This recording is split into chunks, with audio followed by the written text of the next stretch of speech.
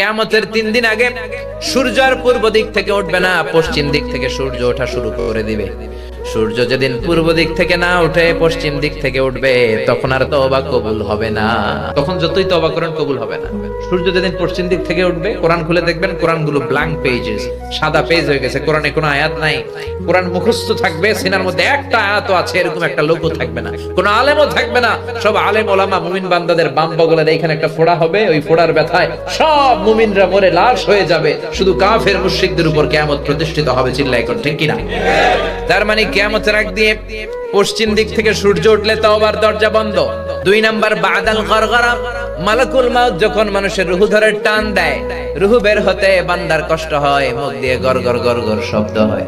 ওই গরগরানি শব্দের পরে মানে মালাকুল মাউতকে দেখে ফেলার পরে তওবা করলে কবুল হবে না। এর আগ পর্যন্ত তওবার মতো তওবা করলে সব গুনাহ মাফ করে দিবে কে?